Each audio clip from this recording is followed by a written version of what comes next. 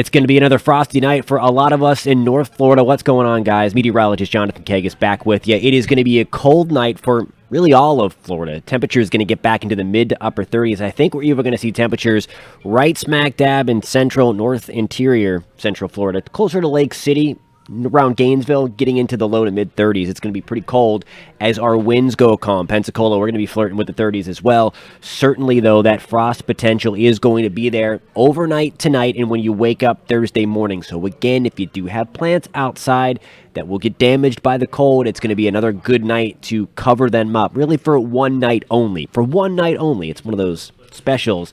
Cover up your plans. Before we go further into the video, if you want to stay updated on all things Florida weather, you have to hit subscribe. Please do that. If you happen to find value in this, if you're interested in this content, please give it a thumbs up. It really does help us out a lot. All right. Light pink represents where we have the best opportunity here for some frost to develop. That's going to be mainly Marion County, maybe as far south as interior Volusia, interior Lake County, right around the Astor area, but mainly northwest, closer to us in Gainesville, Lake City, where you see the dark purple popping back up. That's where we do have that opportunity for a freeze, for temperatures to get 32 degrees or colder. And again, that's mainly going to be confined to us in North Florida, to the west of I-95, and then closer to the Panhandle as well, away from the Gulf of Mexico. So the further inland you are of the Gulf of Mexico. So that is tonight. We're going to start to warm things back up gradually as we get into Friday and especially on Saturday. But then we turn our attention to this bigger system that we've kind of been talking about for the past couple of days. I do think it's looking a little less aggressive, but I still think we are going to be seeing the likelihood of rain. So here we go. We're going to start this thing off on Saturday. Our storm system is materializing out here into the nation's heartland. But you see what happens. Here is our cold front extending from about Detroit all the way down to the North Gulf Coast.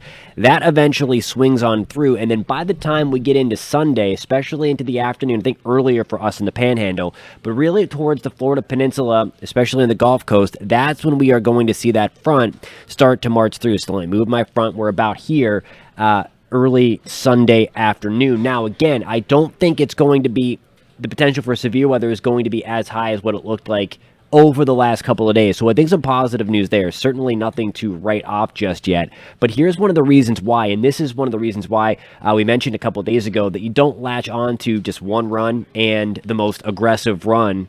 You have to kind of sample it out, look at some of the ensemble data again, which would help to suggest what is actually going on here. So anyway, here's the deal. Here is our big dip in the jet stream. The red represents the vorticity, that spin in the atmosphere. So that is what we're going to see here with this giant dip in the jet stream coming on through. Now, I will say that most of the big portion of this upper low kind of transitions back up into the northern tier of the country, closer to the Great Lakes and Northeast. But you see that kind of swing around here.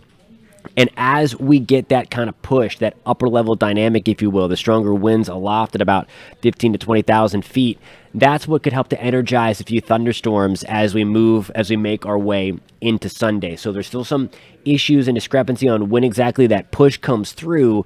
We're going to keep you posted right here on this channel, though. If we can go without the severe weather, obviously we need the rain. It's something we've talked about in the comments. We've had great conversations on this, that we desperately need the rain along the Gulf Coast of Florida. And you see right here, the new drought monitor comes out on Thursday, which there's really not going to be any update because we really haven't seen much, if any, rain here on the Gulf Coast. But that extreme drought in red there still continues for the Sarasota area, for us in St. Pete Beach into Tampa, right around Bradenton, right around the Gulf Coast of Florida. We still have that abnormally dry condition now all the way creeping in toward the Fort Myers area. Still a drought as well, severe drought through Pensacola, just to the west, in Tallahassee, just to the west of us in Apalachicola. Point being is we need the rain. We can do without the severe weather side of this. So as we kind of pinpoint and figure out what's going on here, it does look like the bulk of the rain is, again, going to focus into the Panhandle. We certainly need it here as well. We'll take this if this comes into fruition. I'm a little skeptical, though, so we have to just wait and see how this comes into fruition. We're going to get more data as these pieces that are going to kind of combine to make this system work their way onshore. They're going to be doing that gradually later on Wednesday, moving in from the Pacific Ocean, and then we're going to be able to sample those with our upper air network, those balloon launches, the weather balloon launches, to kind of sample how vigorous they are and get them into our model data. very similar. I think I mentioned this a couple of days ago, like how hurricane hunters do. The models become a little more reliable. We can understand the dynamics a little bit better once we have the more reliable data and those are being sampled, kind of like what the hurricane hunters do when those storms are way out in the middle of the ocean. So more on that to come, but I'm cautiously optimistic that the latest trends are taking the more aggressive weather away from Florida with keeping rain chances pretty high.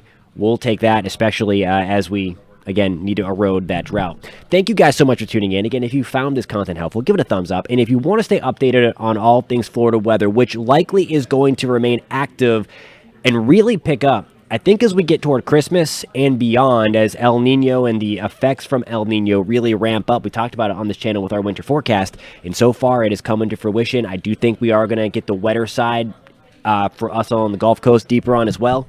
Hit that subscribe button. That was a pretty long ask for a subscribe, but I do want to tell you that we are going to stay active in the weather department, I think, for the next couple of months. So if you've come to the right place, if you like to nerd out about the weather or stay informed about it, hit that subscribe button, hit that thumbs up button if you happen to find this content helpful, and we will catch you next time.